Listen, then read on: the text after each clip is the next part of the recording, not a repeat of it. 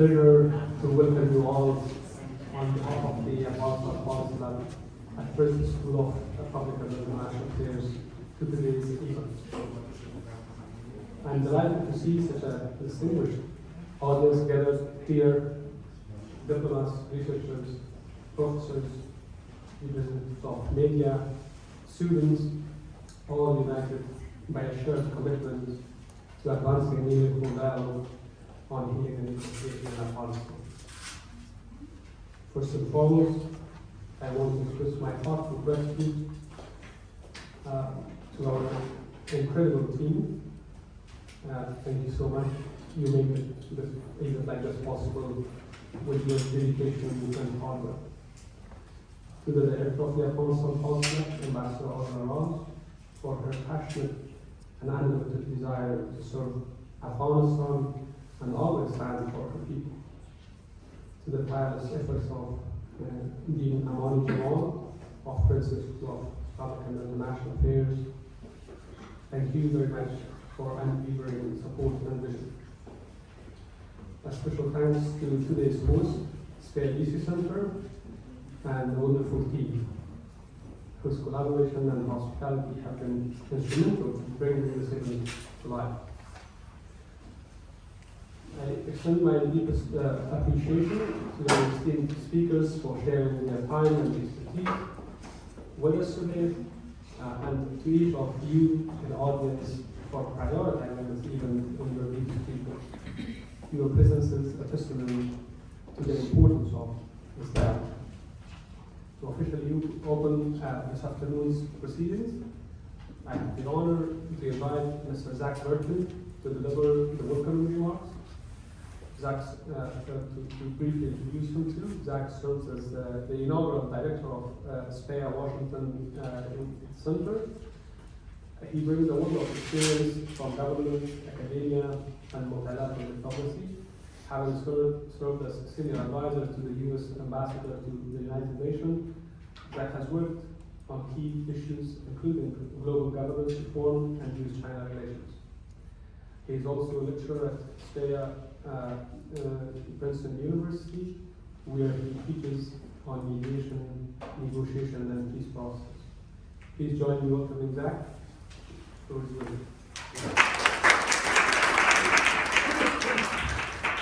Thanks very much.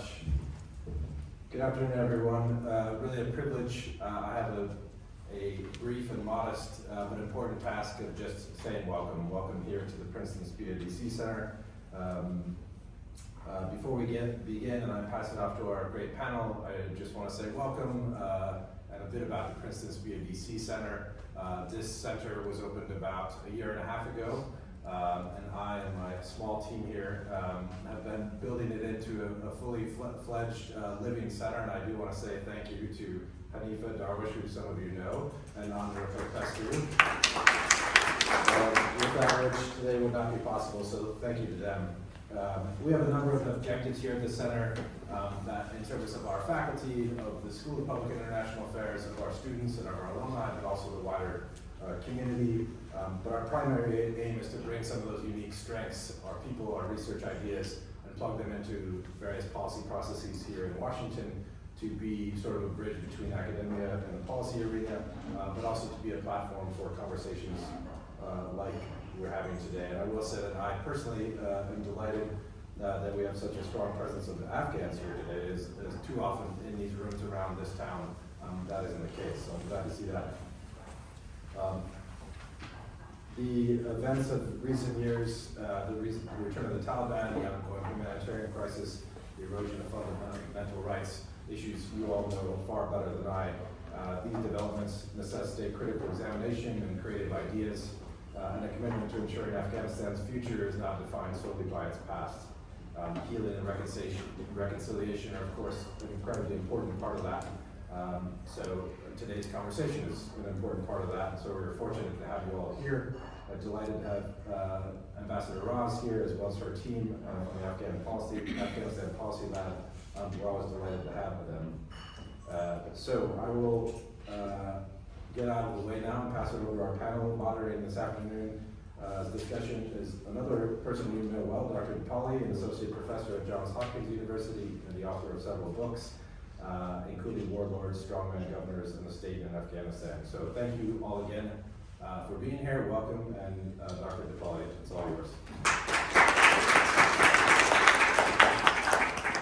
Good afternoon, everyone. Can you hear me? Okay, great. I'm DePauli Mukhopadhyay. It's a pleasure to see all of you. This feels like a really wonderful reunion. Some of you don't see, last time I saw you was in Kabul, so it's really good to be here. I just want to say thank you to Gran and Adla for inviting me to be part of this conversation. I remember in mid-August 2021 getting an email from Dean Jamal saying that she wanted Princeton to be able to support Afghanistan in some way in the midst of the crisis of the collapse. And it's quite extraordinary several years later to see what has come of that effort. So congratulations to all of you. It's a pleasure to moderate this conversation with three very distinguished panelists, none of whom needs any real introduction in this room, but I will very briefly introduce them to you. First, Ambassador Ronald E. Newman, who is a distinguished career diplomat and senior foreign service member, as all of you know, served in Afghanistan from 2005 to 2007, as well as Algeria, Bahrain. He also served in Iraq and held various senior positions within the State Department here as well. Ambassador Newman is a tireless advocate for and friend of Afghanistan and one of my personal heroes. So I'm very happy to have him with us today. Then I want to introduce Mateen Bek, who is a fellow at New America Future Security Program. As many of you know, Mateen held several senior positions within the Afghan government. He served as the Chief of Staff to the President, a member of the peace negotiation team, as well as several roles in the Independent Directorate of Local Governance and the NDS, National Directorate of Security. It's great to see you, Mateen. And finally, Lutfullah Najafizadeh, who is a journalist and CEO of Amnu TV, which is an international media outlet, as all of you know, for Afghanistan, which he and his colleagues founded in August 2021. Most of us got to know Lutfullah watching Tillo News, which he directed for many years, and is one of the country's most prominent journalists, and wonderful to have you with us. So I'm going to take the prerogative of the chair and switch the order of questions around with Ambassador Newman's agreement and consent, and actually start with you, Lutfullah. We're having a conversation today about the concepts of reconciliation and healing, and I think I'm going to conceive of those in the broadest sense and see how the three of you articulate them. But I think one of the things that all of us who are students of Afghanistan noticed from very early on was the way in which the media opened up an unparalleled space for conversations to happen in the Afghan public. And I was always struck by how long and substantive these debates would unfold in terms that we don't often, for example, see in the United States. Real content, real substance, real conversation that for most of us is the hallmark of democracy. I'm wondering if you can share with us how you understand that space to be existing and evolving inside Afghanistan today, and particularly with respect to the role it could play in healing and reconciliation. I wonder if you have a sense of how the Taliban as a regime, but also as a group of people that were very much involved in the war in every dimension, how they conceive of healing and reconciliation, and if you can imagine space or opportunity for a meaningful conversation inside Afghanistan right now about these subjects. And also, what conversations do you think are happening outside of the country, and what is the relationship between those conversations that happen inside and outside in the media and beyond?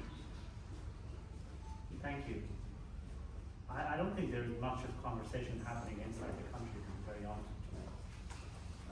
I don't think that the Taliban is allowing people to have a voice. We're talking about a concept which is quite important, but very unrealistic in the current situation. The Taliban do not believe the fact that people should have a voice. And this is an unfortunate situation because we see a consistent pattern in the past, let's say, 4 or 5 decades where people have been very suppressed.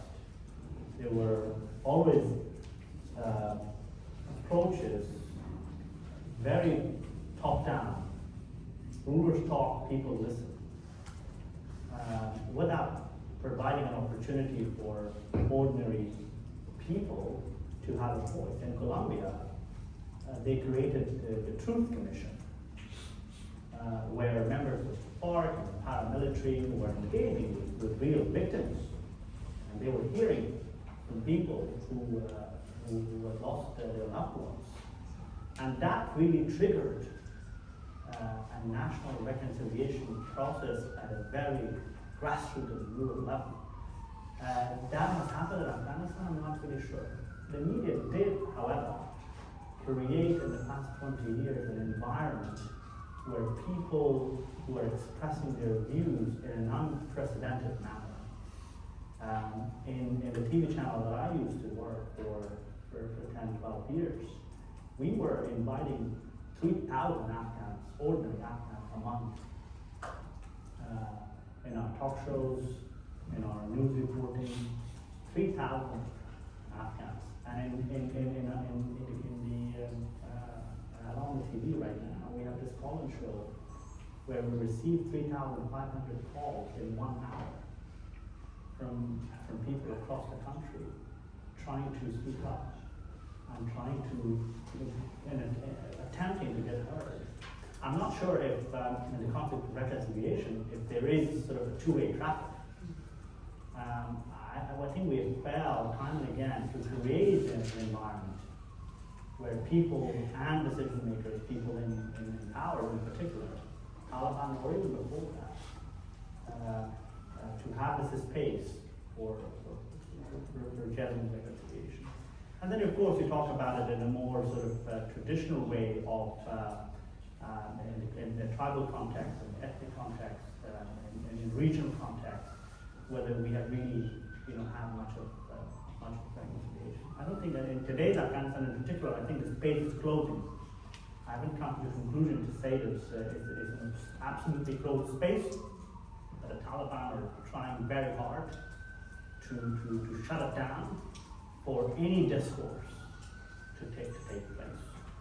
And particularly right now in the city that we are at the moment, it's very critical for the incoming administration to think about their engagement with the Taliban and with Afghanistan altogether. I hope that we see some policies that will serve, will end the status quo, and will allow the Afghan people to have that voice back. Can you say a little bit if in the current moment inside the country you see the space as not existing as a function of the regime's approach? What are the conversations that can happen outside of the country that can begin that process, or do you think that process is suspended unless the political situation changes? I think a lot of conversations happen. We should recognize, particularly conversations happen among the Afghan women. I think that is something that we all should note, and I'm very proud to see that there are several initiatives bringing Afghan women together. That's something I think which we should all support, and particularly for men to be part of that, to support that. So that's one. Generally, the Afghans want to engage in a very high level talks and in a very speedy manner. And we have seen that in Bonn, and we have seen that in attempts before that, and probably also, I'll leave it for you, but also Doha, that we should reflect whether those kind of rushed approaches really helped us. So I'm a big supporter of smaller steps with inclusion of minority women, people from across the country. So for us to really have that Afghanistan that we all think we should have, where Afghan people are really represented. I don't think that conversation at a very macro level is happening, but there are smaller steps. Outside the country, yes, to an extent. Inside the country, I'm not really sure. I think we're a little detached, to be very honest with you. But no organized, I would say, discussions are happening. Because if you come together in a group of, let's say, 20 people, you need a special permit from the Taliban. And then that permit requires, I would say, a lot of sweat equity and a lot of leverage to get it.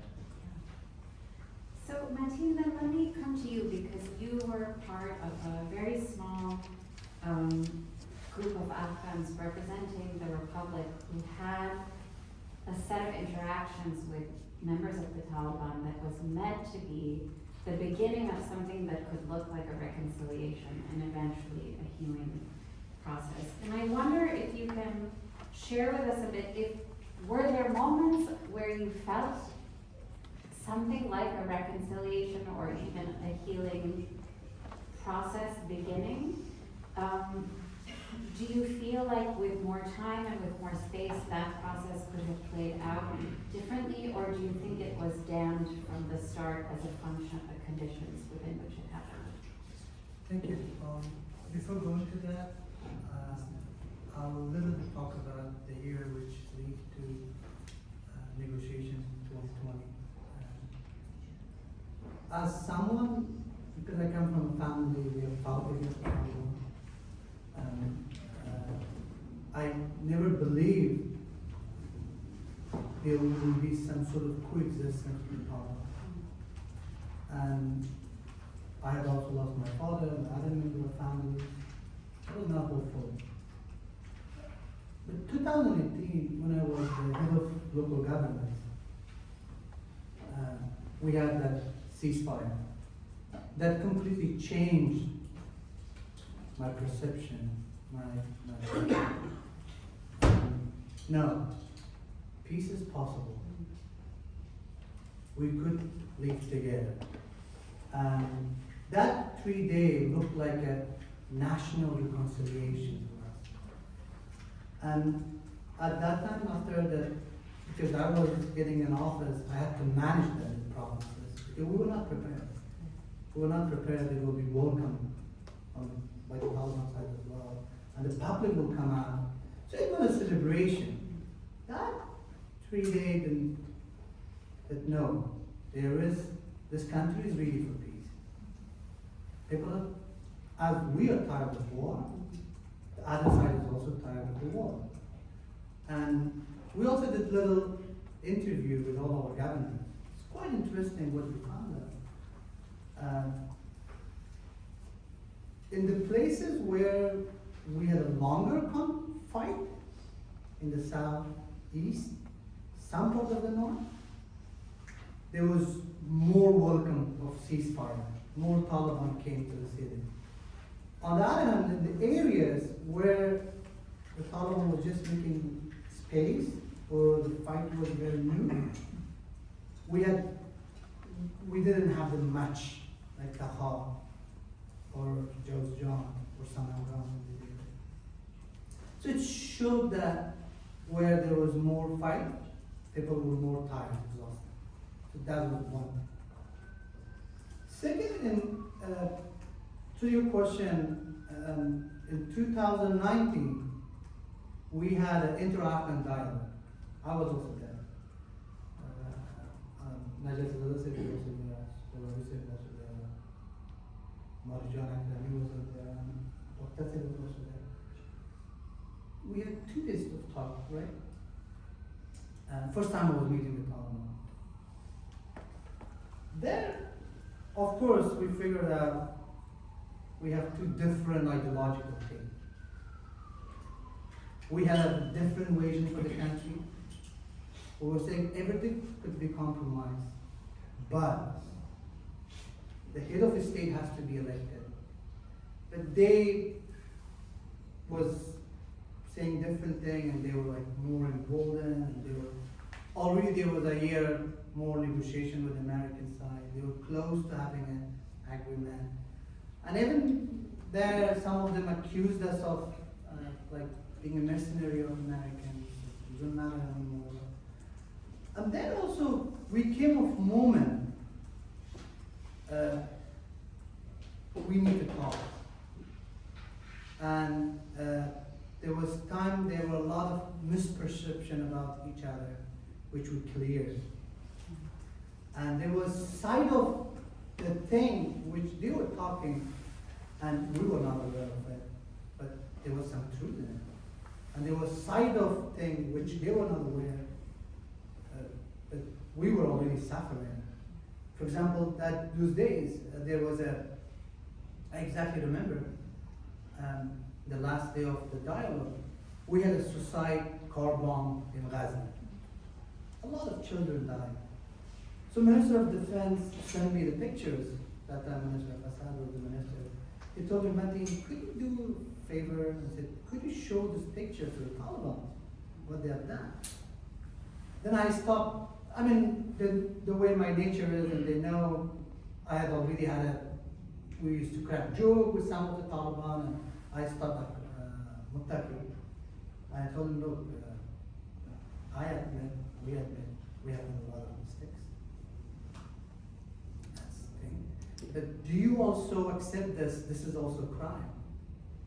You're killing the innocent kid, you know? And he said, yes, sometimes our people, they don't know how to, they use more things. Yes, I accept this. This is something bad. This is a crime. This is a murder. So I think these were the moments we were kind of developing some sort of understanding. Then back to Doha,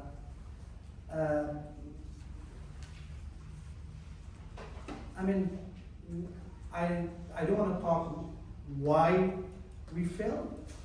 That would be probably a different question. But if we had the right condition, if the process was designed in a better way, I think if we had enough time, and I still believe, I think 2020 and 2019, 2018, 2020, there's the ending of the time when the Republic was ended. I think this was the time with American presence, the two sides had come to some sort of conclusion we had to make peace. I think we had a chance for peace. If we had the American side and our side played our thing in a better way, in a coordinated way, probably Afghanistan was close to a peace. Not a sort of bone was different. One side won the war, and 2021 after the failing of the Taliban, this is different. But I think that time was, we had a chance. We had a chance. There was moments I remember in one of the meetings, now one of the Taliban, a very senior Taliban, very close to the leader. I always keep saying this. In the meeting, we had discussion, because I was in the contact group. Most of the meetings I was there, in one meeting, I realized Taliban were also more pragmatic in a way. They had not come with a pre-mindset.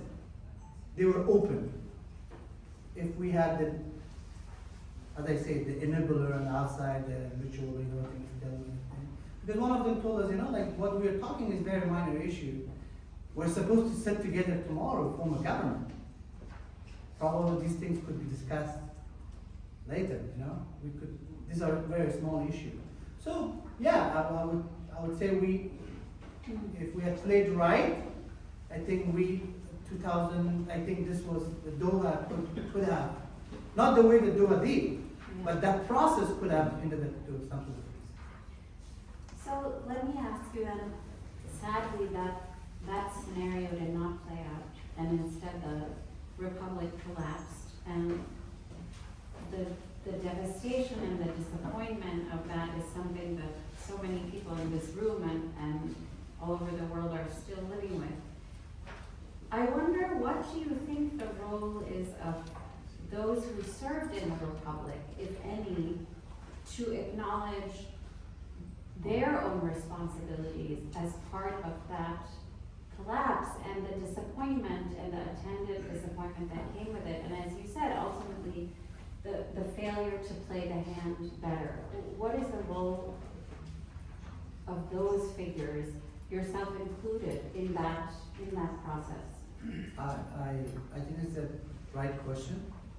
Even before entering here, one of the participants was asking the same. Again, I will explain and then come to this. We pretty much figured out in 2015 what is leading right now. It's not a process, it is a withdrawal deal. Because already everything was shared with us, especially the troop withdrawal was there. So the other side, which American got, was a commitment on the counter-terrorism. The other two issues, ceasefire or inter-Afghan dialogue, was more a secondary thing. After that inter-dialogue, which we were there, then we went back. And Nader is not here, and I and Nader, we had a sort of meeting with all the leaders. And we met President Ashraf Ghani, President Karzai, Dr. Abdullah, and others. Then we had a very candid discussion with the President as well. Our conversation was, it looks like the Americans are going to withdraw. And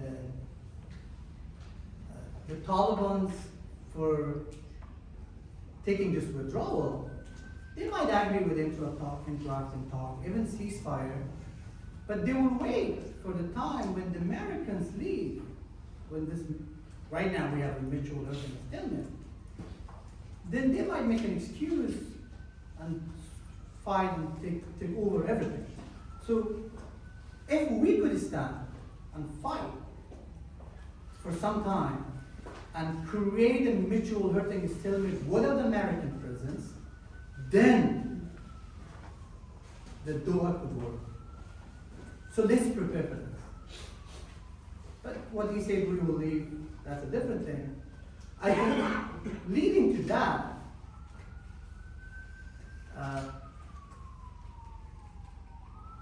2019 presidential election was a strategic mistake. When the country was heading to peace, when one of your major backers like the United States, they're going to withdraw, you need unity, but on the other hand, we created more division.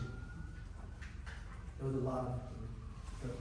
Second, unfortunately, we undermined the credibility of Republic with that election.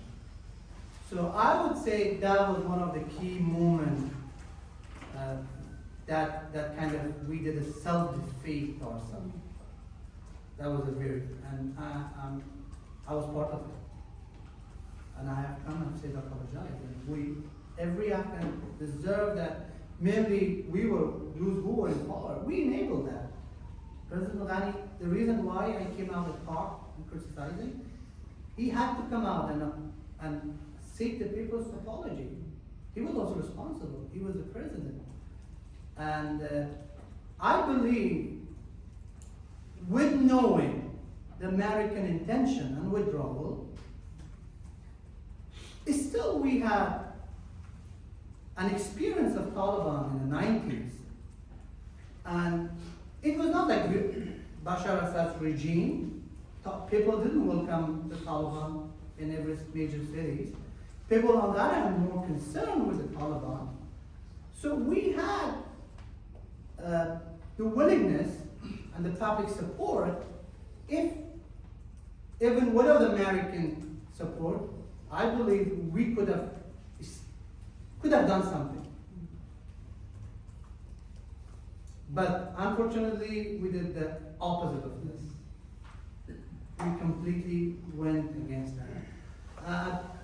And also, in the Doha negotiation, I was telling to Saurabh Hussain as well, and given the Kabul political dynamic and the president's character and all things which fragmentation we had, unfortunately we act like an established democracy, as if we have a strong army, you know. Our delegation was more of, I'm sorry, I mean, maybe my other colleague wouldn't like that. It was not politically heavyweight enough. The head of delegation was a bureaucrat. No, I think we needed a political heavyweight as a head of delegation. Maybe someone like Dr. Abdullah we needed, maybe someone like Karzai we needed. It was a political process. It was not a technical process. Someone who could have made some improvisation. You know, someone who could have picked up the phone and talked with the people. But I was there. I was one of the key guys. I mean, well, no, we were more acting like not that political. We were more concerned what will happen. We cannot compromise. No, we didn't see that. We didn't have that political weight to challenge Kabul. I think this is very important. You know, this probably this could be another thing. Could have create some sort of clarity. This is the parts we Afghans, like those who are responsible. I think we should take the blame for it. I mean, the Doha deal, the other things which all we know, I will not talk about. That's a different thing. But we still, with all the shortcomings, if we had put our house in order together, we had a chance to stand. Thank you for your candor on that. Before I come to the ambassador, Lutfullah, I want to actually ask you the same question. You were not in the government, but you were an observer of the government and interrogator of those in power over many years. What is your sense of how those who were part of the Republic can constructively be part of a process of healing and reconciliation going forward? I like that title, actually. I think reconciliation is a very heavy term. Yeah.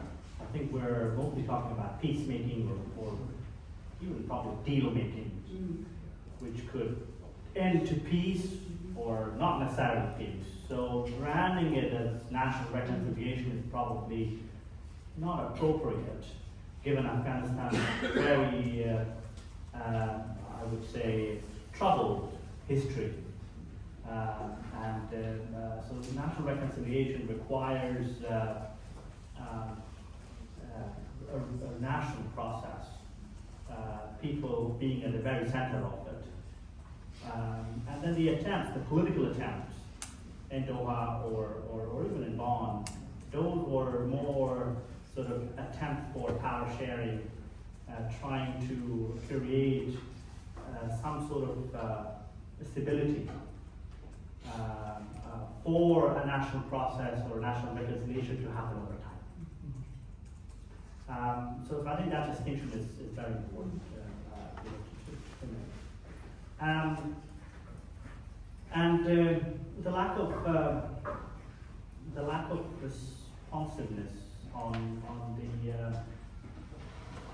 side of people in power, in particular, was quite obvious. It changed over time, but I remember in the early years of the Republic, ministers were saying, "Look, I'm a minister, I'm a spokesperson, so I don't have to talk to the press.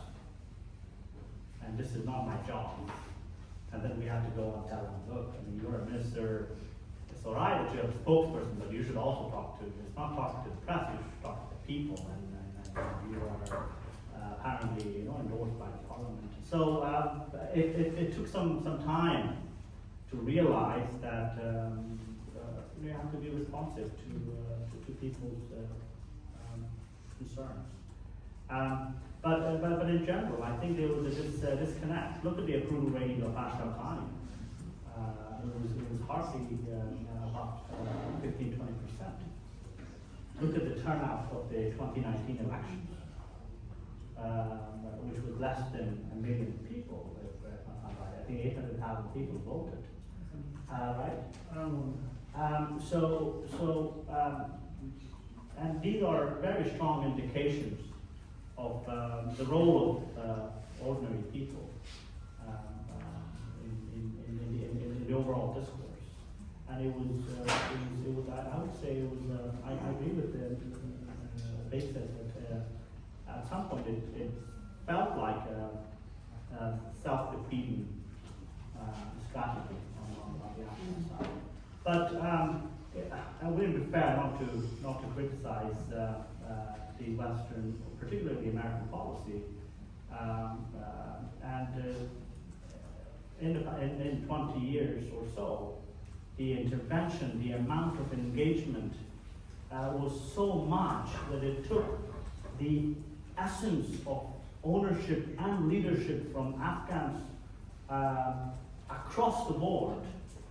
And we thought that it was an American territory, and we were guests and visitors. One of the deputy ministers told me that the president of his time called the deputy minister and said, "I'm waiting for the U.S. ambassador to come from his vacation, and then I'm going to fire you." Right? And so this lack of leadership and ownership was very evident from the very top level. And that was partially, yes, a lot of blame on the Afghan side, but also I think the U.S. intervention was in a way that it didn't empower, I would say, Afghan ownership from the very start. It was very personality-centric at times, Karzai or Ghani. And then with every change in administration, a massive course direction change, that contributed. I want it to be more polite, with every ambassador in town, with every commander in ISAF, there was this first 100 days, the review, Afghanistan assessment, and if you had an Afghanistan strategy every year, I would say. Yeah. Well, your answer is the perfect segue to my question for the ambassador. One obvious question is there a role for international actors in Afghanistan's next chapter in the sense of a kind of process of reconciliation, of conflict resolution, of healing, however we want to describe it. I think I would ask more pointedly, if there is a role, how do we capture American responsibility, even culpability, for that which needs to be healed? I'm going to work my way toward an answer. Okay. In case anybody wonders, why does he have this green paper? Is this political? Is it religious? Actually, it's what happens where you hit the key on print without noticing that your wife has put Christmas paper. I tell you this because there's a certain Afghan tendency to look for meaning behind events and judge accordingly. So, in this case, as in so many cases, actually, no, there isn't. I missed part of the morning discussion. I about some of the tenure of the discussion about law and various other things. I have a great deal of sympathy for this. I've seen Afghanistan over quite a number of years. Having first experienced it in 1967, seeing a country that was then beginning to have a new kind of hope, and then had gone through multiple cycles before I got back as ambassador. I think there's an enormous amount, one can say justifiably, criticism of the foreign presence of the American decisions. By my count, we have 10 major policies in Afghanistan, which I've said in articles and other places, which is an average lifespan of 2 years. I wish Americans would understand that. I had a university class the other day I was talking to, and somebody said, well, does the work in Afghanistan prove that we shouldn't make democracy a policy? And I said, no, because democracy never was a policy. The question politically was how to leave. Democracy was a tool as a part of various evolving strategies to find a way out. It was never a goal by itself. If you don't understand that, you can't really address the question.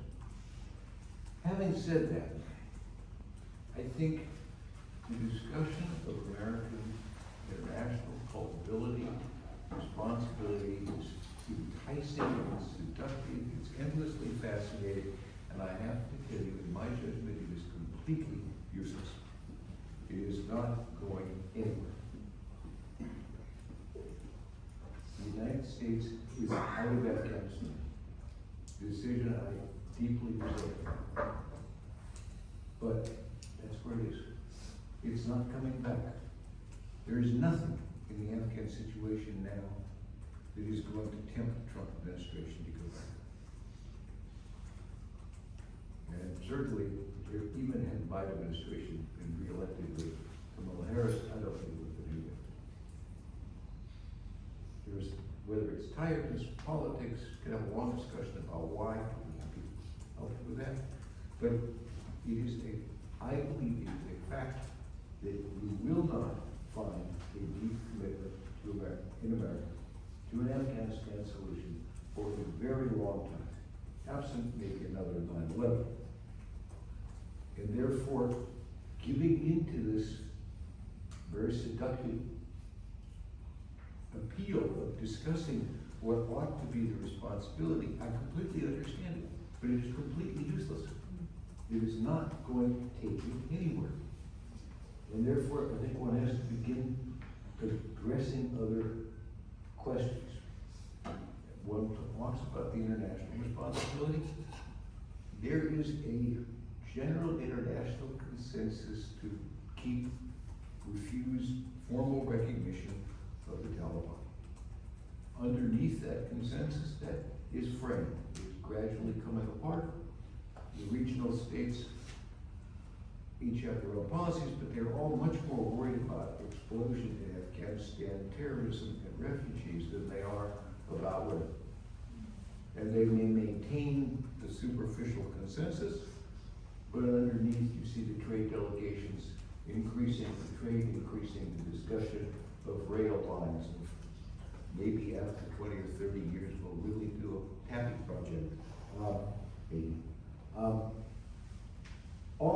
See the Russians just moving to remove the Taliban from the terrorist list.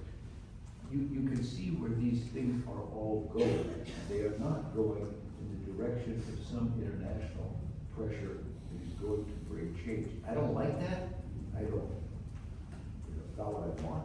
I think you have to deal with reality as it is, and therefore saying how the responsibility of the international community, probably true, absolutely irrelevant.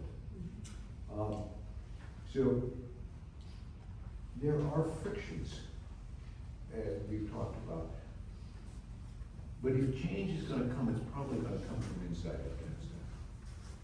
Now, I must say that it seems to me that Zadeh was managing very consistently to make every conceivable mistake to alienate people and help produce tension. And there is a lot of fracturing within the Taliban itself, not in the open, but I talk to people who talk to them and they tell me about how unhappy some of the Kabul ministers are with the directions of things.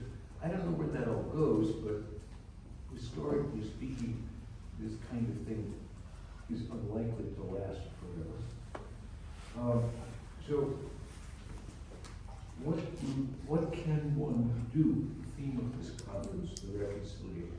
Well, I think I can has begun that conversation in a very useful way. Because if you are not to repeat these kind of errors, then how will you not repeat them? When you look beyond Doha, beyond the government, Afghanistan was, after 40 years of war, 20 years, we got there already.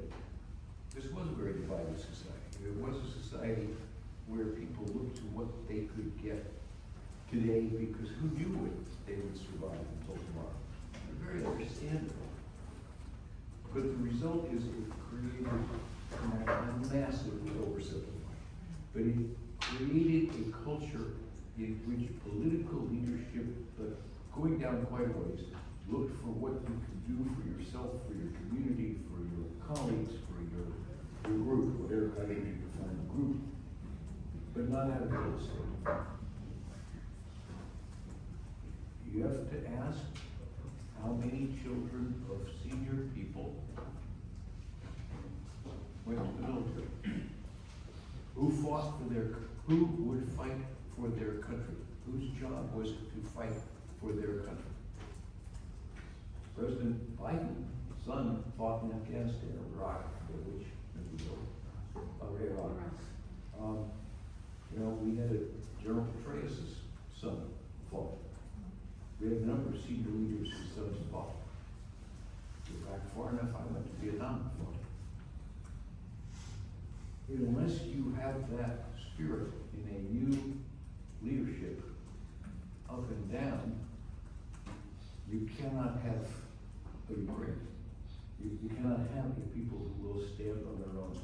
And so some of that has to come from the top, and the bottom, but it will only come if you have a different style of leadership. And I say this not to say, not to be a criticism so much, is to say, okay, this is a discussion that you all have to have. It's a discussion for which the foreigners are probably largely irrelevant.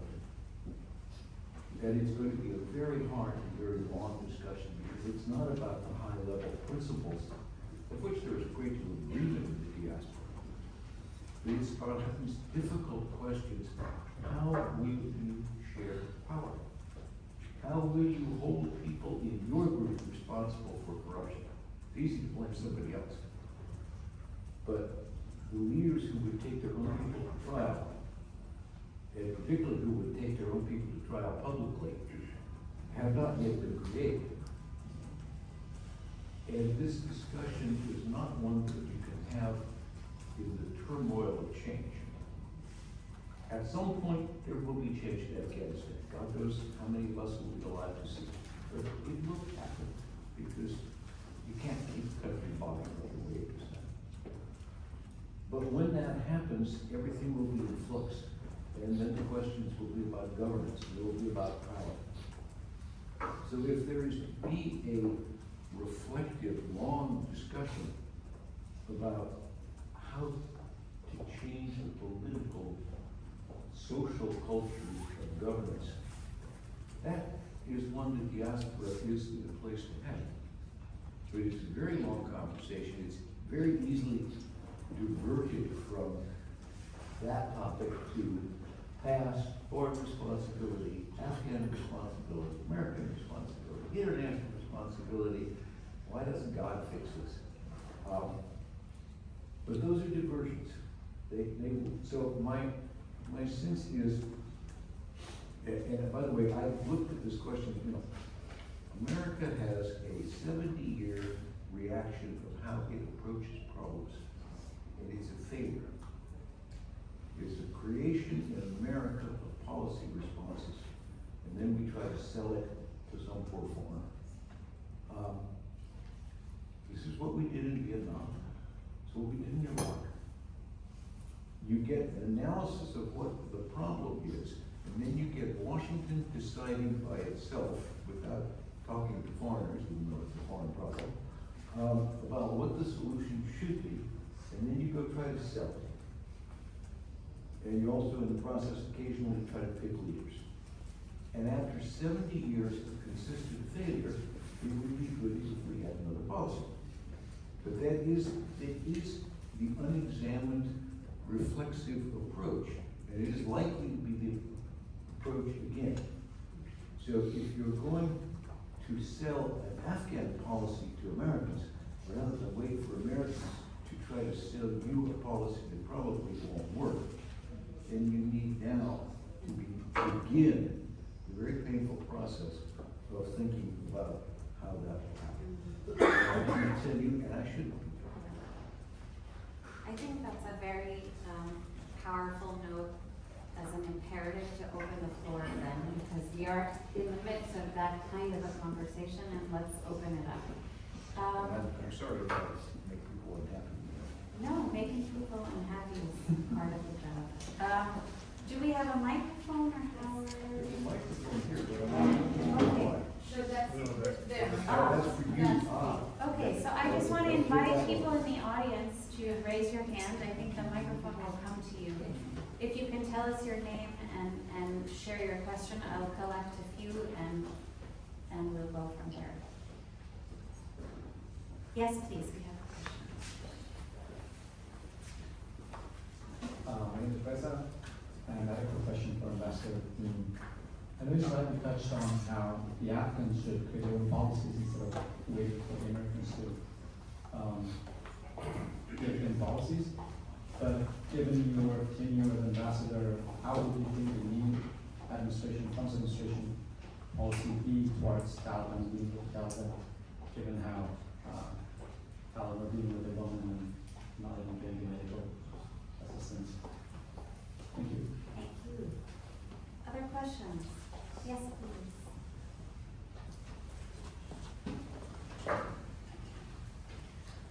Thank you. This is Ramin Bahar. I'm a human rights activist. My question to Mr. Lutfullah Najafizadeh. We had a discussion with a group of the people some time ago, and we raised this question to them during past 3 years in Afghanistan.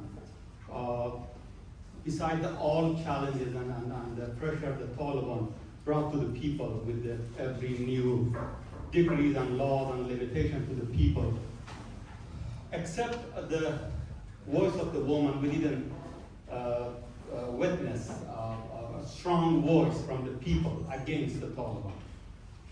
Even the young girls who they raised their voice, they never received strong support from the men.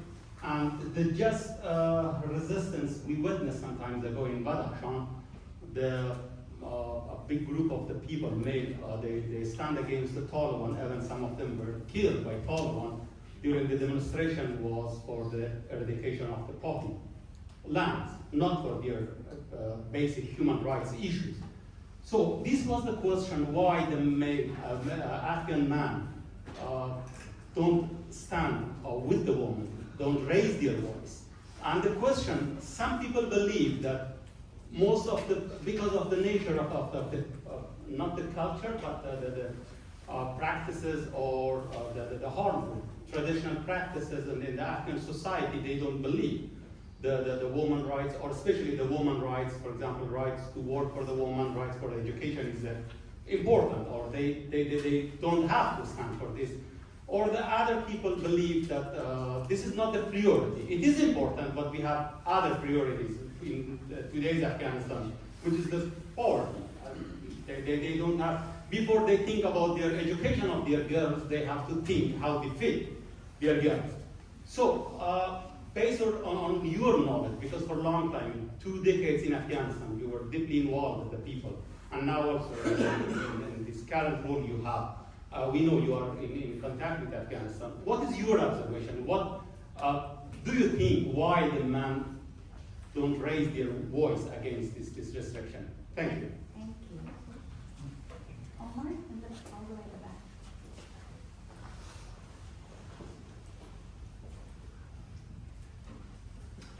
Hi, the panel is about the healing, and I think the candidates talk by this kind of, I think, puts in perspective everything that happened before was part of the healing. And thank you for, actually, I felt better.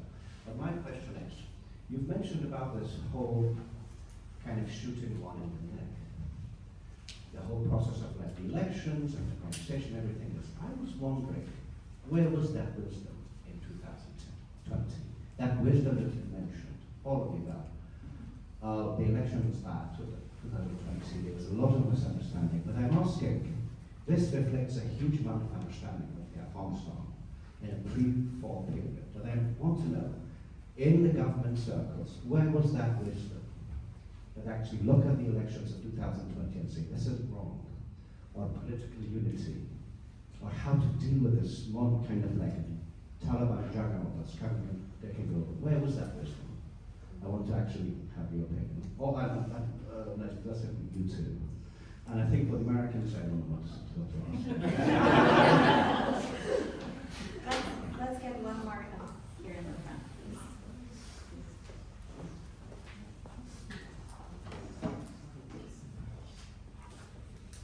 Yeah, thank you. So my question is to Great Sir.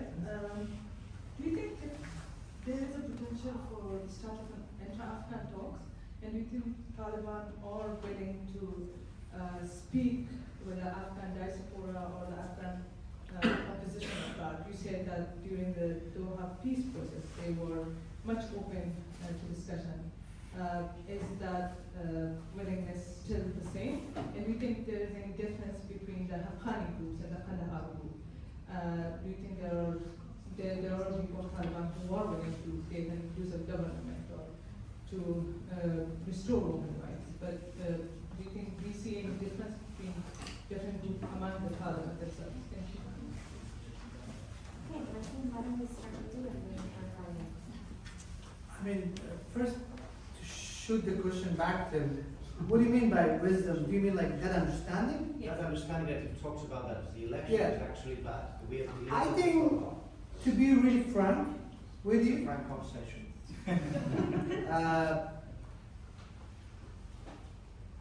should I name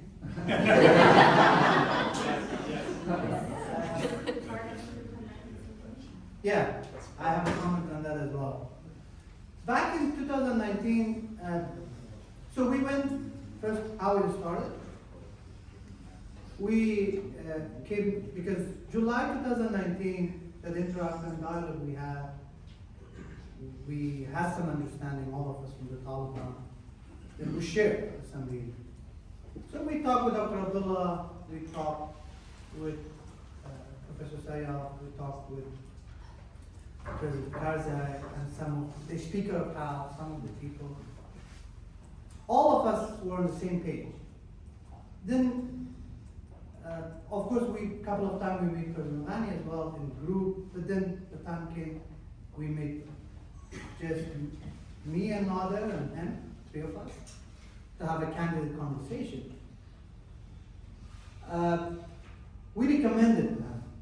We shared our observation of the talk, and we say Taliban will only talk with us when Americans leave, because their assumption is whether the American in one day would take over.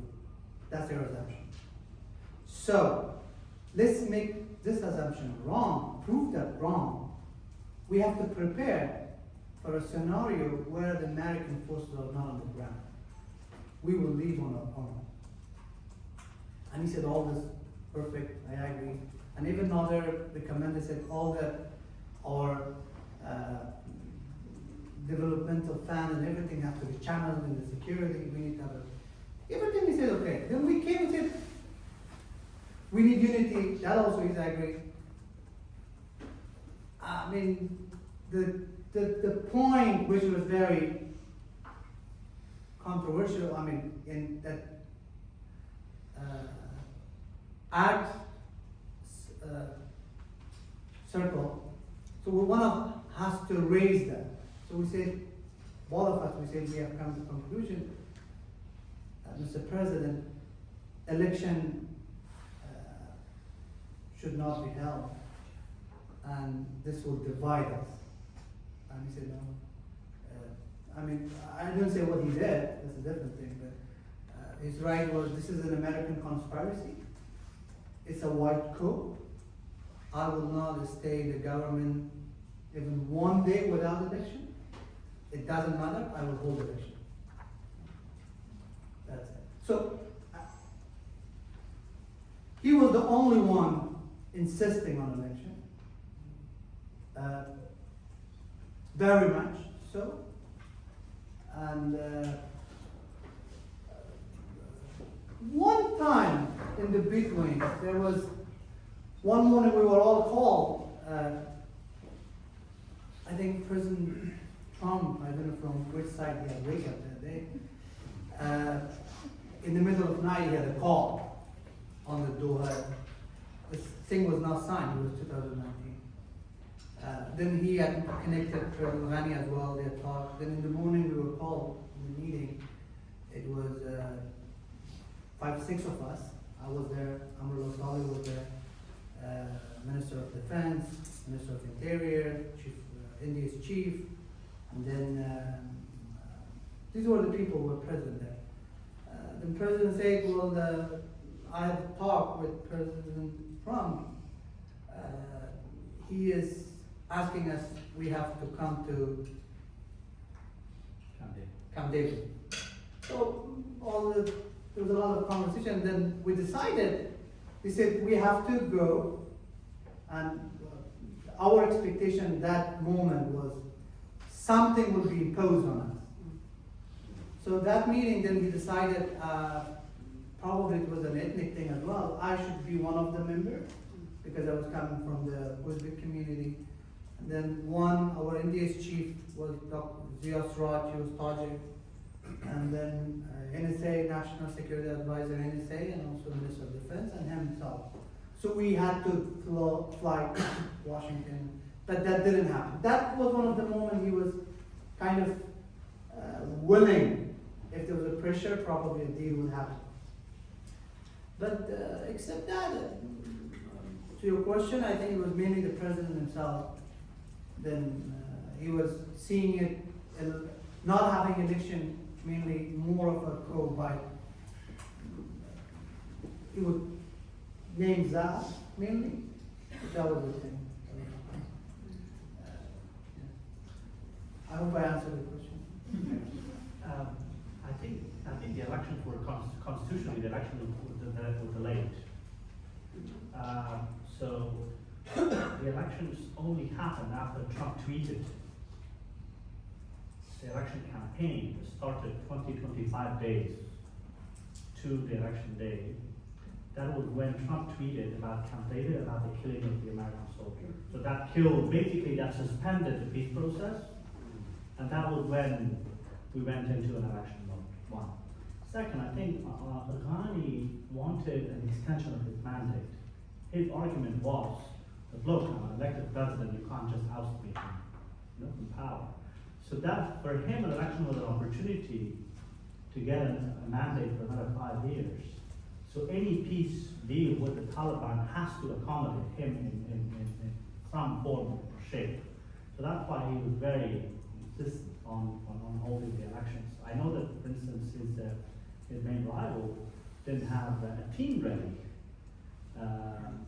Days to the election day, let alone other preparations. I think on women, which is a very, very good question, my honest answer would be that we have to be ashamed. Even this conference is led by Afghan women.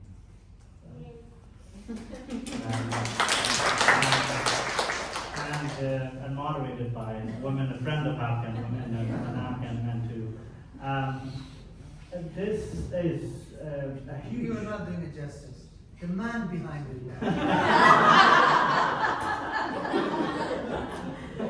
In the morning you saw, I'll take care of it. So there definitely has to be, I would say, more understanding, general understanding of the fact that the Afghan women are going through so much in Afghanistan. But we should also, I think, to do justice, as Baisar said, we get calls from a lot of fathers in Afghanistan who criticize Taliban's decrees. We want the rights of education for their girls and daughters and sisters to be restored. So there is some, I would say, resistance. Whether that will, if you were asking for sort of, a national resistance against the Taliban from Afghan men, I think probably a lot of us, have our own shortcomings, and then we have to reflect so deeply, whether that's cultural, whether that is, I look at it in Kandahar, in 20 years of the Republic, outside Kandahar city, no girl graduated from high school. That's a disaster. And I think that we have to really do deep self-reflection on our responsibility with that. Ambassador, do you want to take the question? The Trump question, I don't know that anybody knows. I would say the Trump administration is going to be very cautious about touching Afghanistan. And there is the Republican Party is not in one place, because you have those in the Republican Party, quite possibly the head of the Foreign Relations Committee, who think we ought to stop all aid to Afghanistan. That's just wasted money, cut it off. I think they are going to look at this, the idea of doing anything more than humanitarian aid with enormous suspicion. A lot of political risk, no real prospect of political gain. Certainly not in the short-term gain, and Trump administration, Trump we know, thinks rather transactionally, and it's pretty hard to sketch a transaction that's kind of interesting here. The one off, the countervailing, uncertain factor is the terrorism issue. I don't think that is going to bring the Trump administration to have an Afghan policy. It might bring them to an occasional intervention. Could it even bring some cooperation with the Taliban because of the Islamic State? Maybe. But if it is, it'll be small, it'll be quiet, won't be a major reshaping of policy, I think. And there's this other question. You all talk to more people than I talk to. But I talk to people who are talking to this question of whether I don't use the term moderate, but there are pragmatic Taliban who clearly would go in a somewhat different direction on women's issues and some of the others, simply because it would open the door to foreign contact or foreign money, all of these things. They are not in the ascendancy. I don't know what, maybe one of these days God will call money to left of his own. Maybe in good Afghan fashion, somebody will help. But in any event, there are a lot of these forces that I think, under the right conditions, would talk. But there's another thing that I hear from people who talk to some of the Taliban ministers, which is this kind of blockage. A recognition of the need to share some degree of influence and power. But how do we do that without losing power? And that's something that's going to be a major issue if the time comes when discussions are over, because it won't be on the surface. It will be under the surface in people's heads as they have a conversation about what they can do. But in the back of their mind, it will be, how do I have this get to yes without my losing my power? And again, this is not an answer, but how far would you go? How much change would be enough change to reach a consensus and then hope for more over time, as opposed to how much change you have to have an agreement? That's a question also to have a monument between Afghans, because you're the ones that are gonna live with it, if you get a chance to answer it. We think it's gonna be one of those multi-level, wonderful Afghan events. But to that point, I want to make sure we didn't lose the question about if there's an appetite for inter-Afghan conversation on the part of the Taliban. As I said earlier, we had a chance back in 2018, 2021. But as we see right now, with the current leadership, with Ayatollah in power, no one has a chance. There's an appetite in some, I'm- but it is not able to break through to have any useful purpose. Yeah, I say clearly, under the, Yeah. but without them, I mean, certain elements of them already they have signaled it. They have talked publicly about it. The Minister of Interior have talked about it, the Minister of Defense have talked about it. And also some of the people I know, inside them, but as individuals, not public. So, and second, I don't believe in this this distinction between Kandahari and Afghani. Yeah, maybe Afghani as a group, but I think it will be injustice to the people of, well, I mean, all those groups, there are people inside that in Kandahar, they don't agree with Ayatollah. Some of them have talked about it. I think it's mainly his own policy. Probably there are other people, there are ethnic division among them, and which don't talk, the non-passionate problem. It's not that they're quite unhappy with this, and they have clearly signaled their unhappiness in a different way. The way I see things, there's a lot of factionalism among them. Every groups are kind of making more coalition, and I see the disintegration of them very soon. It's mainly among themselves than outside. Yeah, I just wanted to drop one other note, because you're having a conference, well, mostly Afghans, but in America. You really need to think about what is it you mean with this word reconciliation. Because in America, reconciliation has a context which is almost emotional. The couple goes to counseling to have reconciliation, because they will get back together, they love each other. At least in many tribal settings, reconciliation means you reach an agreement. I give you so much money, so many animals, like you say women, you give me something, and I still hate your guts, but now we're going to live together. That's a very different kind of reconciliation. We want the first one. Yeah. Why, you're setting your goal very high. Anyway, I just think it's important, because reconciliation is a word that has such different meanings. There needs to be some discussion about what is it we mean about reconciliation. Because it gets into the issue of transactional justice. Can you look backwards for justice against crimes, and how do you go forward with people if you don't want to go forward with them, you want to put them in prison instead? Well, you don't have a lot of incentive for them to work with you.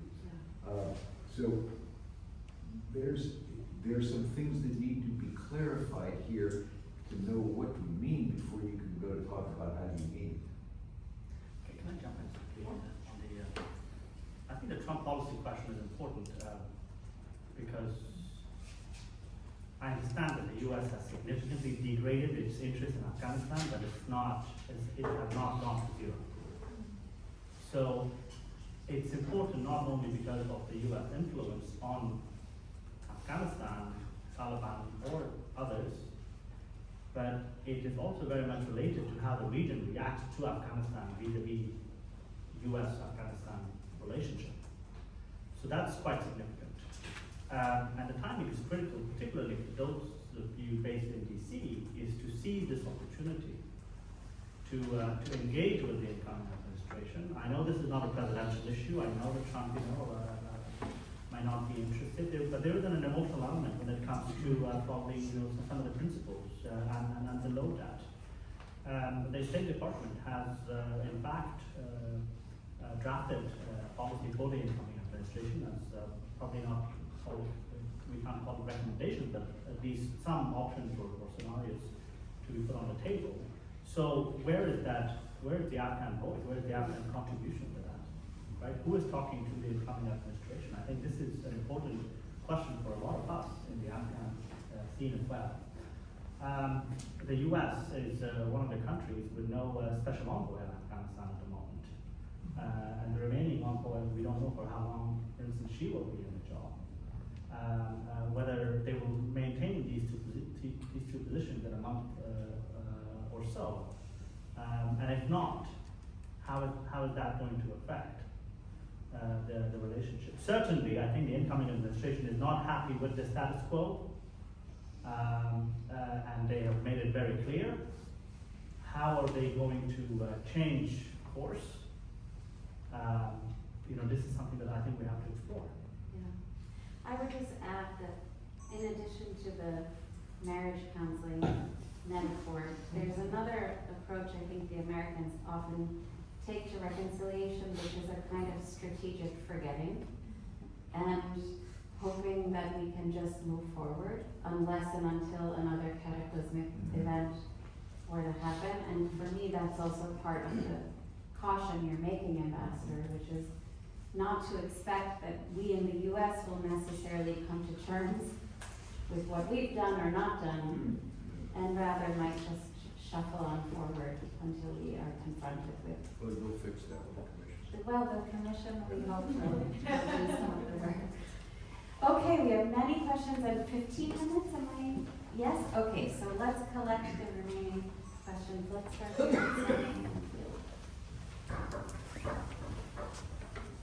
Thank you so much. Wonderful discussion. Okay, now it's on. I was one of the people, citizens in Afghanistan who was against the 2019 elections. I thought it's not going to do any good for the country. And it was just an internal dispute between Abdullah and them. But given the fact that we know what Americans said after the deal, do you think that wouldn't provide another excuse for the Americans and also for the Taliban to further delegitimize the government and say, let's make the deal faster and let's withdraw from the country even before 2021? Ambassador. I'm not sure. I think the question is, had there not been an election, wouldn't that have offered yet an excuse for the Americans to say this is no longer a legitimate government, and for the Taliban to say I wasn't in government, I wasn't in the Trump administration. You have two things going on. Trump wanted out. He wanted out quickly. He pushed oil side. If bad deal with Zell made him differently if he hadn't felt under this pressure, I know it. Would Trump there necessarily have left? I don't know, because he made all the noises that he would, but he also didn't like figure. And I know I had a conversation at one point with one of his very senior advisors who thought that he probably wouldn't have left at the very end. But with Trump, who knows? Yeah. Okay, let's collect some more. Yes, please, Maria. Thank you so much. My question is to your ambassador. First of all, so nice to see you worked a long time. Just as a Afghan woman, right now when we see the situation, and particularly right now we see the U.S. have so much on their plate. And there's Gaza issue, Syria, Ukraine, so many other things. What do you advise as an expert, as a former diplomat, experienced follower, and friend of Afghanistan, what do you advise for the women of Afghanistan? Which way we should go, and what should we do? What is next for us? Yeah. Thank you. So to your point, Ambassador Newman, you're talking about different models of reconciliation. I guess the one that came to my mind was President Lincoln's speech that we had in the Lincoln Memorial, part of the peace trail, it's part of our legacy of American peace building. I was wondering if you could speak to that form of reconciliation of the Civil War as how it would apply as a vision for Afghanistan. Not that necessarily it was the best, and we still have problems in the United States, obviously, because of the Civil War. But you're talking about, American perspectives of reconciliation as we're sitting here. So if you could bring that up as well. Yes, please. Oh, sorry. Go ahead. Go ahead. My question is for the ambassador. It's aligning with actually what you said about teaching at the university and saying that the goal for the US was to go, was never public policy. That got me thinking about the reason the US was in Afghanistan in the first place. The reason United States was in Afghanistan in the first place. That was because of 9/11 and Osama bin Laden. And Osama bin Laden, one of the reasons, and I'm oversimplifying this, but it was because he was outraged by the treatment of Israelis towards Palestinians. So I think there's a pattern of invasion and then of the United States in the region isolating Afghanistan as one entity. I think is a disservice to this conversation. So I think my question probably is very opposite of the others. What can we do to make US and its policymaking and this constant going and leaving irrelevant, or you don't have, it's history is repeating itself in Gaza right now. So I guess my question is, how can we ensure the United States doesn't make the same mistake of coming in, invading, and leaving without taking much responsibility? Okay, yes, please go ahead. And then can you take the mic back? Oh, I'm sorry, go ahead. Sorry, so too many. Go ahead. Sorry, so much confusion. My question is for Mr. Babe. You mentioned that President Ghani was insisting a lot on election. What do you think? Was he insisting on the election to truly practice the democracy, or he was insisting on election to control the power solely instead of sharing it 50% with Dr. Abdullah? And my second question, and my questions are two, but they're short. And you also said that holding election was a strategic mistake. In your personal opinion, if we did not hold the election, what other alternative we had?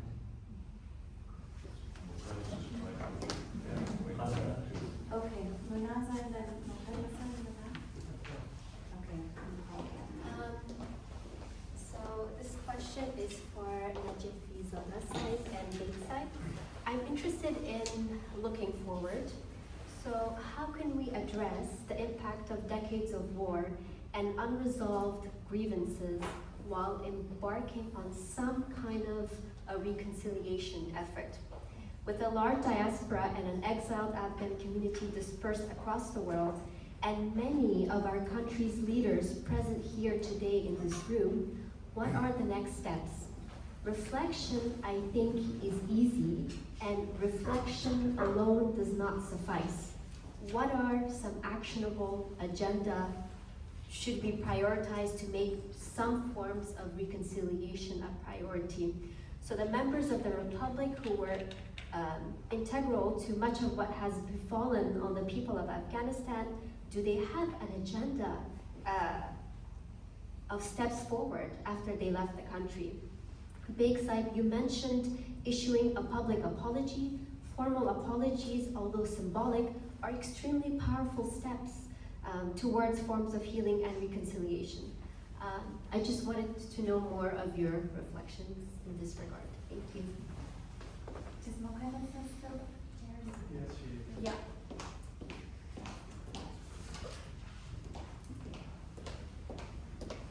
Thank you, everyone. I think it's more of both a comment, reflection, and a question. So I'm going to try to keep it short. So I don't think I share your sense of, I can't say optimism at this stage, because in the morning you talked about how probably in this. I thought it was very pessimistic. No, yeah, again, I can't say it's, optimism, but I think maybe a sense of that perhaps in Trump's unpredictability, there perhaps, there might come a time when there might be a second line intervention in Afghanistan, let's say, whether that has to do with the region or with something catastrophic, God forbid, as 9/11. But in the morning, we had a very interesting conversation on how the increased American demand for isolationism is probably providing the rest of the world an opportunity to sit with themselves for the first time and perhaps craft a narrative of response for themselves without having to, consider the external forces. And I wonder, what do you think about that at this point? Do you think that, a narrative, as Ambassador Newman said, that for us, to craft our own narrative before somebody else comes and crafts it for us, do you think that might be a better way forward for Afghanistan, or no, the better way forward for Afghanistan would be an engaged Afghanistan, both regionally and internationally, which would then mean that we would require some form of an American intervention? So that's basically one question that I have. And then the other thing, Ambassador Newman, to you, Trump is unpredictable. Trump is unpredictable, and as much as I think there is a consensus among us that maybe there's an opportunity for us in the American isolationism for us to really sit and craft our narrative without outsourcing it to the foreigners, do you think we should be prepared for a scenario where all of a sudden there is a need for an intervention? How should my generation respond to it so that it doesn't become another Bonn 2001? And then my final one would be just a small one. My final one would be building off of what Dr. Sharifi said about this, wisdom of our generation, whether that has come from the misery of the collapse, or just sitting with ourselves and reflecting in the past 3 years, or whether it existed there, but then we had somebody as President Ashraf Ghani who didn't allow us to exercise it. How do we make sure that this wisdom, whether at this point it has become a diaspora wisdom, how do we make sure that it does not detach itself from the reality of what's happening in Afghanistan? So again, if there is another opportunity like the Bonn 2001, how do we make sure that those of us sitting in this room are not detached from the reality of the diaspora, just like the diaspora in 2001? Thank you. Can we take what's for me? Yeah.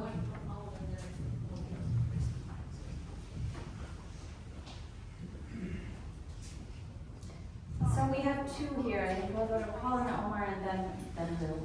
And then we'll take an extra 10 minutes, maybe if it's okay, I'll let them. Yeah. Sort of a quasi question for Ambassador Newman, and then I guess the other one is really for Ambassador Newman, I agree with your assessment that, as you put it, the U.S. is not going back, quote unquote, into Afghanistan. But not going back is, there's more obviously to policy than being there or not. And maybe if you have any thoughts on what Afghans, either in Afghanistan or outside, as well as those of us who consider ourselves friends of Afghanistan, could do, kind of steps we could take in whatever realm to, push things along in one way or another, because it's not binary. So, the other question for Lutfullah was about, it's really about the relations between the diaspora and Afghans within Afghanistan. And, but I can't resist pointing out, you mentioned that there may be a policy paper under preparation for the incoming administration. Well, I think there was for the Biden administration as well, and they didn't necessarily follow it. But that's an editorial comment. Or maybe a comment on politics. But can you talk a little bit about, those of us who go on Twitter or X look at the Afghan diaspora, those in the diaspora and those at home, and we seem to be looking at very different worlds, different language, and I'm talking about Pashto, English, Dari, but vernacular, just the way things are expressed. And you go to panels and people say, well, the first thing we have to do is a unified opposition. And so can you talk a little bit about, how any of that works? Thank you. Senator, do you want to come in? You have to be very quick. Sure. Thank you. And if you can answer some of the questions. Probably, a short question about You take the first hour. the emerging new geopolitical order in the Middle East, and as the axis of resistance is in its backfeet, a new order is mainly shaped by the Turks, Qataris, and Israelis. I want to take your opinion on how the weakened Iran and the Western Front will shape its policy in Eastern, which is Afghanistan. That's number one. And second, how the newly established order in Syria, which includes also some of these battalions of Islamist jihadists from what's called Turkestan and Central Asians, how they will move around if Syria is stabilized, and how that will impact the situation in Afghanistan. Okay, I'm sorry, I'm gonna have to stop with the questions there. Is it okay, Adlan, to give each speaker 5 minutes? Okay, so maybe Lotha, we started with you, we'll Okay. back to you, and go from there. So there were basically 3 questions. Next step, diaspora, and American intervention in the role of the US. I think on diaspora, we have to educate ourselves on what's happening inside the country. I asked my colleagues, name 10 Taliban ministers. Right? Just name them. And we have generalized the problem in Afghanistan in a way that is empowering our sort of detachment. And if we want to remain relevant, this is very much important to know what's happening inside the country and to be engaged. Then we can make some sense. For those of us who would like to remain engaged, and for those of us who don't want to remain engaged, fair enough. So that would be sort of my main advice to myself and many other people who work in the diaspora. On the role of the U.S., Professor John, my former colleague, I think, look, when we talk about American intervention, we also have our own interpretation of the U.S. role in Afghanistan. We see it in the context of the U.S. being heavily involved in 20 years. Nobody talked about that. This is not a military intervention. This is not $2 trillion. This is not 100,000 people on the ground. I think a U.S. interest in Afghanistan is in the interest of all of us. This is very important for us to get that and then to help shape it. And that's why I think all of us here, partly as well, to try to identify how to influence it. I do see that there is this tendency not to engage with the U.S. government a lot. I think that's a mistake. The U.S. is heavily involved compared to many others in Afghanistan at the moment, and that has I'm sure they have learned their lessons as well. And there are so many areas that we can advise them on how to correct some of their mistakes. On what's next, I really love that question. Look, first, understand what are some of the processes. I would say recognize gender apartheid as number one. Work on that. This is an ongoing process. This is what's happening in the country. And as Afghan men, we should understand that. We have to advocate for the recognition of this problem in Afghanistan. One. Second, influence the ongoing processes such as the UN process, for instance. This is for all of us to try to unpack that a little bit and see how can we influence it. If the Taliban can hijack it, well, it's also partly our failure as well. We can't just disown everything because we don't like it. right? So we have to be a little more proactive. And regional engagement, I think, is very critical, particularly for those of us who are in the West. I think we absolutely undermine the role of the region in Afghanistan. The Iran question is a very serious one. So these are some of the ongoing initiatives which are there, and it's probably easier for us to try to get involved at least. There was 3 questions. So I'll start with probably with election, then the wisdom, then the last question with reconciliation, and do we have former Republicans? Could we do something? So on the question of election, I think that the alternative you asked, we had. I mean, there was a precedent during President Karzai. Many times election was delayed. In 2019, I was in some of the meetings. It was told to President Ghani, I remember President Karzai very much there. We're okay to continue for a year until we get the result of the election. And at least Dr. Abdullah was okay with it. Dr. Tibbi was here and left. But in some of the meetings that were there, the leader was, at least the elite, but the public that's different, was saying you should continue, but not without elections. We now have all of us come up to some sort of unity because the country is facing an existential threat. President Ghani is insistent, as far as I know, I was there, more on Constitution. Was saying I will not get the blame for someone for discontinuity of the Constitution or discontinuity of the state or violation of the Constitution. That was his argument. But could be other reason, but that much I would say. On the question of wisdom, Muqaddad Jan, I think some was there, of course. I wouldn't say it was not like, of course, most is after the collapse. At that time, I remember it's difficult being in the government, especially in security sectors, or hard. There's a lot of things. I remember moments.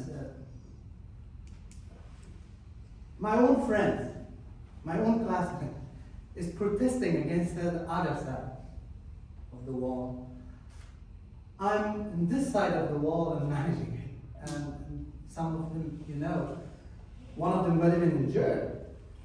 And that was not easy moment for us. You know, very difficult moment. There was time army was called, we were always saying, no, this is wrong. We are a democracy. Police has to deal with it. Army is for defending the country. All this kind of thing, you know. In a system we have, of course, President makes the final call. We have to stick with it. And we were loyal. I'm not saying I was loyal to President Ghani. I was close to him. I was very close to him. I wouldn't say it, and on a personal level, I had a best relationship with him. I wouldn't say that anything I wanted, I had access to it. You know, it would be very dishonesty of me saying no. The man was very kind to me. My only point why I was very raged and angry when whatever happened, he should have come out and say sorry. You know, like even I communicated that because this is needed. We failed. These people need some sort of apology from us. We should say that we were scared of our life. We ran away. We should say that. Then rather blaming the army, blaming police. Just people like, no, for God's sake. In that country, all the poor people sacrificed their life for us. You know? They are the people for 20 years they fought, and today also they are suffering. Not indeed. In this room, none of us has the moral things to question those people. You know, we are the responsible people. None of, maybe very rare from the city people thought, but maybe it was a rural area. I remember going to one of the provinces in the north, in Faryab. People begged us. They said, for God's sake, either let the parliament take over, either you take over. We don't have sleep at night because of the sound of all the bombings and the guns and stuff like that. So what I'm saying is mainly our poor people they were the victims, and still they are. Look in the Kabul. I mean, I have been approached many times by some element. Okay, come, you're one of whatever your father will do, blah blah. They say you will be welcome, and other people are there. But on the other hand, a guy maybe who was my bodyguard, he's being tortured. No? Horrible messages. What do you think? Sometimes it's hard for me to go to sleep. Anyone who has some sense of responsibility, it's hard for us, for people like us. What happened to that country? What we did? And on the question of healing, I think we can play a big role, especially the former Republic members. Some of my colleagues reached to me, very big people. I said, even they reached to, I didn't answer the phone, and even they reached to Adela, they were asking, actually, I said, no, at least you also have to come out. Our numbers are limited. We are not more than 100. Everyone is not responsible. There are 100 of us, or 150 of us. Then in 150, in that 100, there are 50, 10. What about our community leaders? What about our jihadi leaders? What about our former president?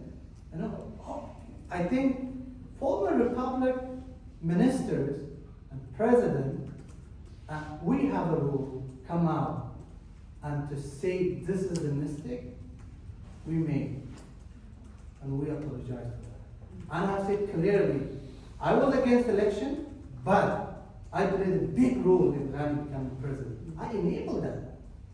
I feel guilty for that. That courage we should have.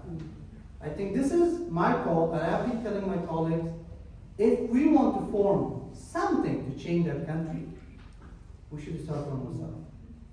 Let's render an apology, but not superficial. Not superficial. We have to name it. This is what I did.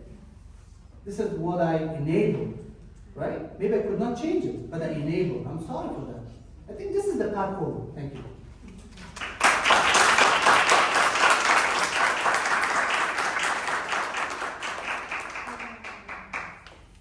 I think I have more than 3 questions. Okay. Keep the time. I will. And Don't worry. flag me at 4 minutes and 30 seconds, and I promise to wind up. Not to say I just have a few more minutes, a few more things to say, which you know will be another half an hour. I don't think I can really address the Lincoln question, except to say that Lincoln was an unusual person with an unusual vision, which was not shared by many of his colleagues, was not shared by the radicals in the Republican Party, or back here, it was a very different Republican Party, and was largely undone by his vice president after he was assassinated, and it took General Grant coming in to be president to put some of it back. Now, I'm not sure there's any lesson to be drawn there, except that a great man can have a vision. This larger question came up in various ways, that what can women do? I'm not sure that I'm the one to do that. But it's part of the question of what it could be asked her to do. As others have said, there are lots of reasons why we could have change in Afghanistan, why things could break apart. But nobody knows whether that will happen or when. But there are some key questions that you can answer among yourself, or you can't answer them, but you can seek to reach some measure of consensus before you're engaged in a discussion. And one is, what form of reconciliation are you looking for? And the second one is, how could you actually share power? Everybody talks about an inclusive government. What do you mean? You mean taking radically different visions and bringing them together and then fighting at the table? Or what? I don't know. It's not That's an answer you need to have. But if you don't know what you need, and you ever have the opportunity to engage in the discussion, you will not get very far because you will all mean different things. But you will use some common words and they won't mean the same things. And that will not lead you to actually do it, because then you will have to negotiate power. You have to negotiate how power is going to be divided. If you have no vision for how you can live with the division, it won't work. Can you influence the U.S.? Probably not. There are a couple of things you can work on.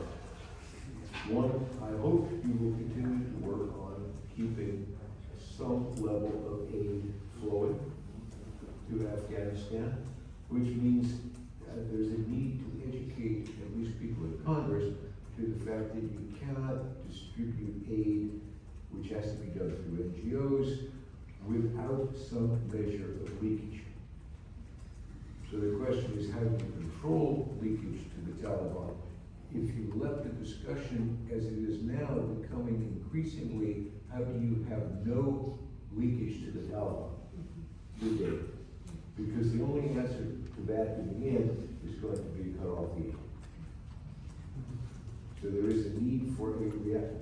If you insist on aid as leverage, I think you're going the wrong direction. Because I don't think the Taliban care enough for the aid to be leveraged.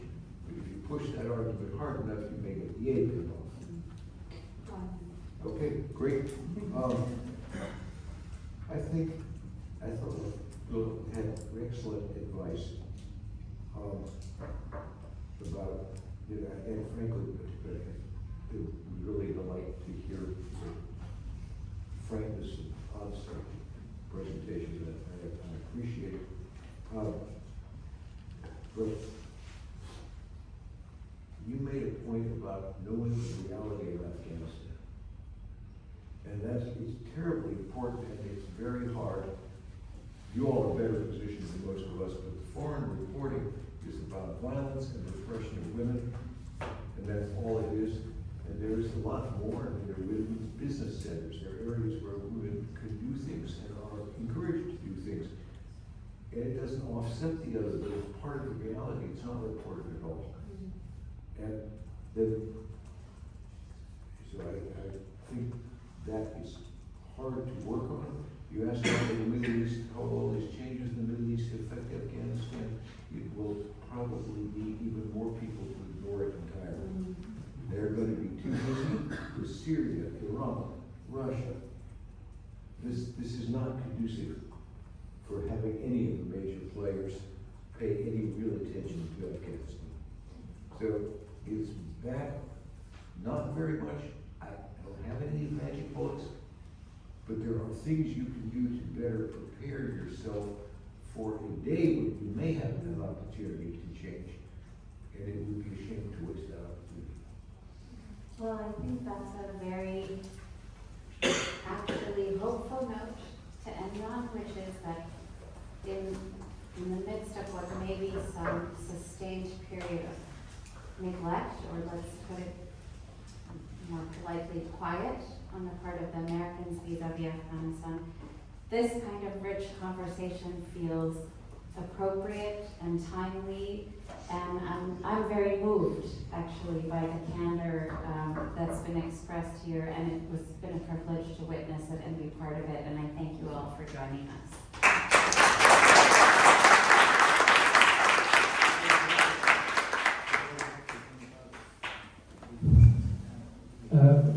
As we near the end of this event, it's my privilege to invite Dr. Khalida Sarabi to deliver a third remark. Dr. Khalida Sarabi is a known name in Pakistan and a tireless advocate for peace and stability. She is an affiliate of the Afghanistan Consulate at Princess Fair and served as a member of the Islamic Republic of Afghanistan's Peace Negotiation Team. We're truly honored to have you, Ms. Sarabi, and we are welcoming you to the stage for your closing remarks.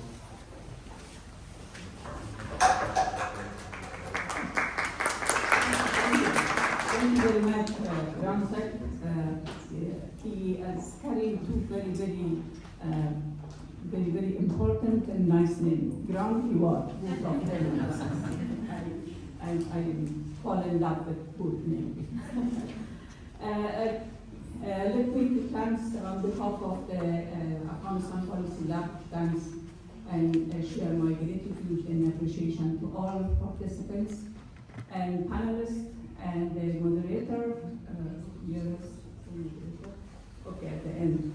So we learned a lot, and so during the discussion there were so many, issue came out. One of the biggest issue was about the ownership of the process. They talked about this, of course, in the morning also. There was the issue of top-down, that mostly this issue, the peace process took place from top-down, and we have the witness of top-down peace process starting from Geneva up to the Bonn Agreement and then the Doha. So these were the examples that we have.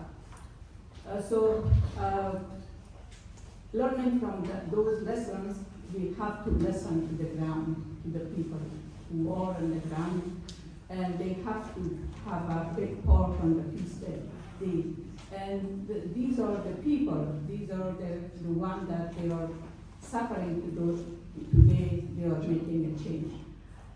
So reconciliation and healing, they are the phenomenon that very linked with justice.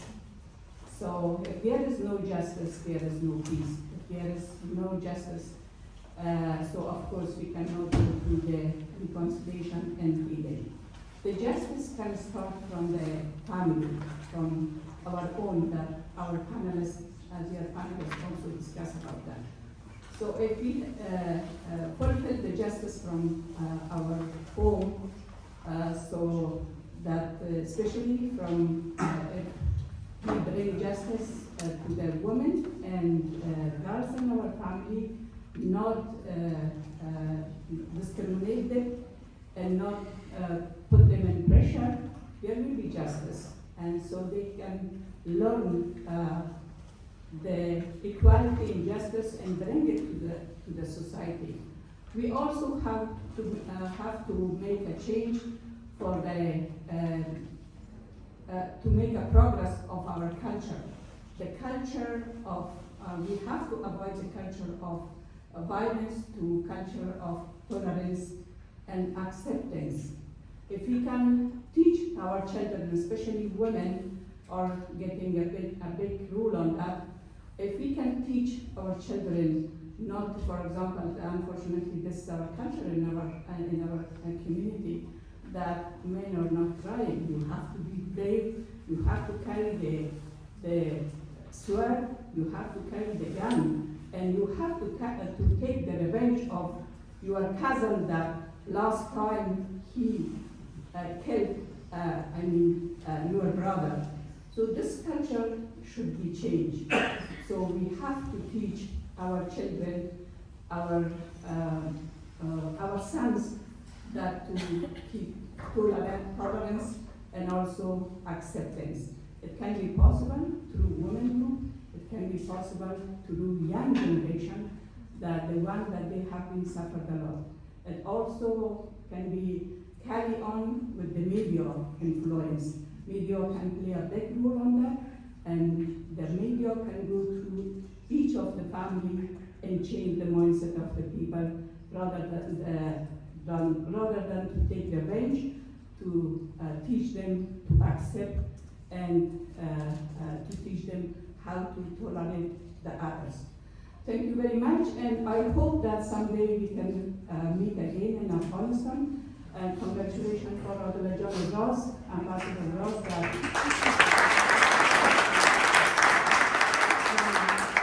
and for commitment, and also for all the whole team and all the logistic and everything that they have done within this full day. Thank you very much.